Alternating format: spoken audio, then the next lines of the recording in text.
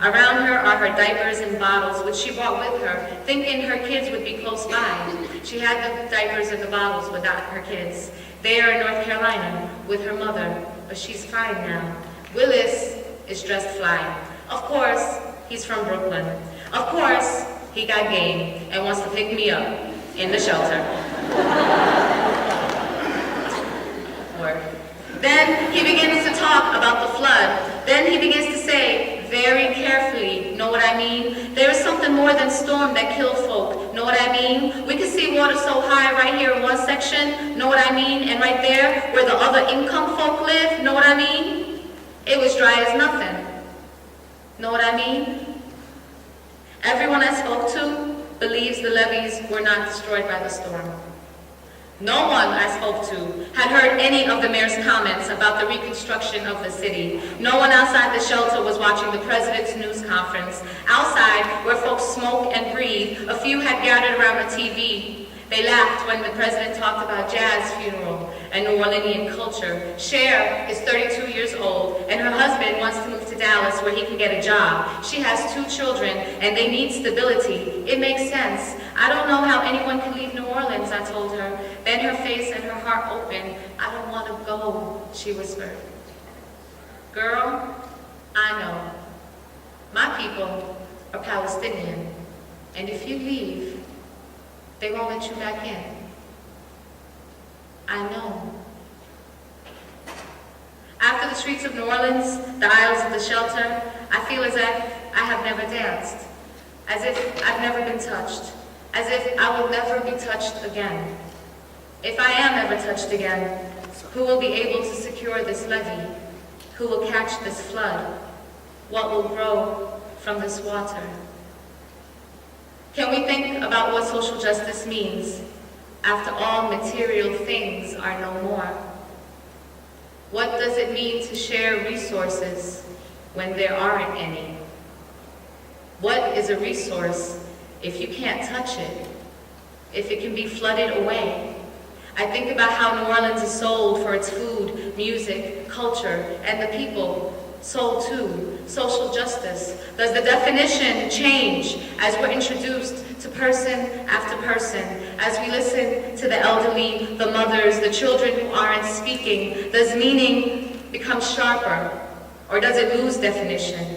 How many times have we tried to talk with our families and intimates about policies and patterns we know to be destroying our planet? You know, the isms. How many times have we been dismissed as not being in touch with reality? How many times have we been called idealistic as if it's a curse? How much faith can we put into a language when we see it pimped for war daily? A year after my visits to the shelters, I returned to New Orleans to commemorate the anniversary of the people's survival. I volunteered to work the march from the Lower 9 to Congo Square. I was on trash duty.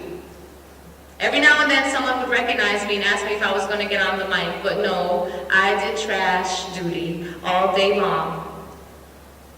I talked with many folks along the route who'd lost family in the flood. One woman was still looking for 12 members of her extended kin a year later. Someone walking alongside me had walked the same route after the levees broke, through what many people called the shit ocean. Bodies floated by them as though strong enough to flee. They said butterflies, monarch butterflies, came out that day after the levees broke. It was like their season. This is Break Bayou. View our lives through the prism hurricane. Check what got flooded. Check what salt preserved. Check what wind kissed. You hear me? You feel me? See how we waited? See how we waited? Monarchs danced around us. Muttered lies, murdered in 5s and 10s and 20s. We age gracefully, our youth burns. We rhyme of rivers, swim in vernacular, forest paths, irrigated soil, migrated bloodlines coiled around our aching spines. Stereo our lives through sonic boom. Check what got flooded. Check how we crunk. Check how we dip. Check how we slide. We loud and muted. You hear me? Powerless. We take death into our own hands. We gold plate our teeth. Yeah, we crip dance. Yes, we were sold dreams. Still, we bought them. Hear the receipt. We escaped. Go voted, we marked and tatted, we never mattered. Feel me, we near washed away, almost bombed out.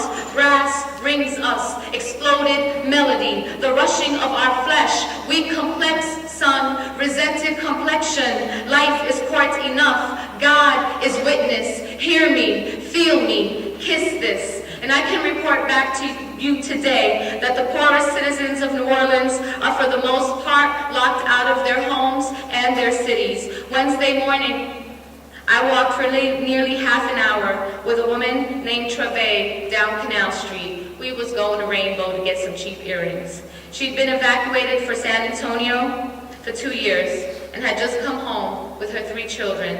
She's been looking for work for months. Even doing hair isn't bringing in any money. Her friends who used to strip are now tricking, and those who waitressed before are now dancing. There are less options, and that seems impossible, given that her own mother has been in jail since 24-year-old Treve was 6. After telling me about the drug violence she witnessed in Texas, the runaround she got from FEMA, the difficulty of coming back to live at Grandma's house as a grown woman, she whispered, "Plus, we still haven't found my sister." I know Treve talked to me about so much in so little time because I'm a poet. I know poets are some kind of reflection. But I don't know what to do with her story, or any of the others that I am offered, except to share it with you this morning. As your minds and your hearts are thinking about these 2 words, social injustice, over and again, like a rosary, or a protest, or a chant.